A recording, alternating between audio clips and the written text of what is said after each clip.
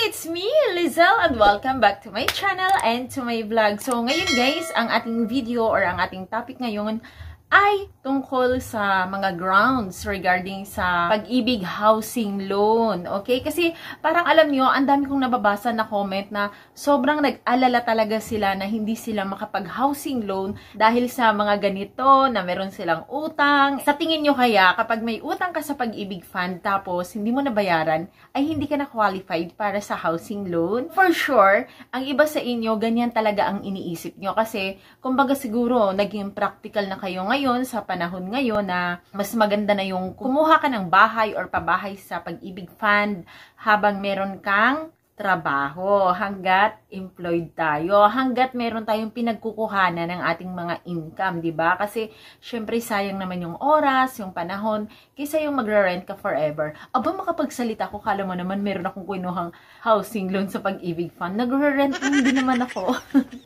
Anyway, so ayun na nga, sa lahat po ng mga nagko-comment dito sa aking vlog, sa kahit na saang video ng regarding sa Pag-ibig Fund, i-clarify natin ngayon at bigyan natin ng assurance, ng katahimikan, bibigyan ko kayo ng peace of mind, okay?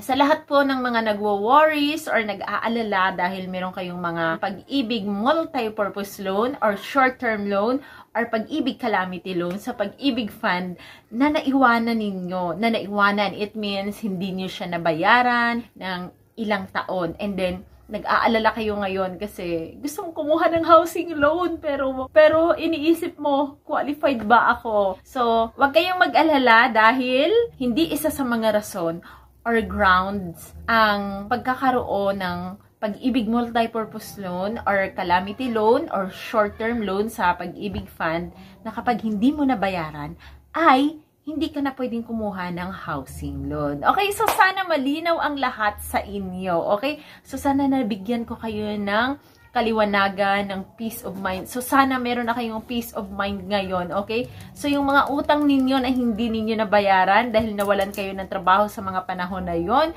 kung kailan man yon na lumipas, wag po kayong mag-alala. Okay, kasi po ang lahat po ng utang natin sa Pag-ibig Fund na hindi nabayaran at ito ay na-offset sa ating mga Pag-ibig contribution, qualified pa rin naman kayo sa pagkuha ng housing loan. Kaya matutupad pa rin ang mga pangarap ninyo na magkaroon kayo ng mga sariling bahay hanggat meron kayong mga trabaho sa ngayon or income na pinagkukuhanan. Okay? So, wag na po kayong mag-alala. Okay? So, ituloy nyo yung mga pangarap ninyo, ituloy ninyo yung pagkuha ninyo ng housing loan kay Pag-ibig Fund. Dahil si Pag-ibig Fund ay inyong magiging kaagapay at katuparan sa inyong mga pangarap para magkaroon kayo ng sariling bahay. Syempre, dapat, wag nyo kalimutan, kayo ay active member ng Pag-ibig Fund. At dapat meron kayong at least 24 months ng Pag-ibig contribution or 2 years. Okay? So, yun lang naman guys. And then, syempre,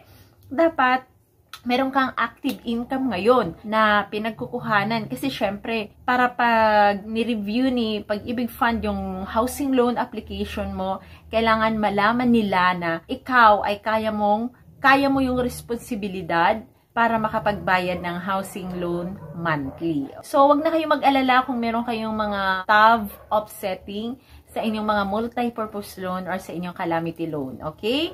So, good luck! And again, it's me, Lizelle. Good night and God bless. At syempre, huwag niyo kalimutan naman na mag-subscribe dito sa aking YouTube channel. Bye!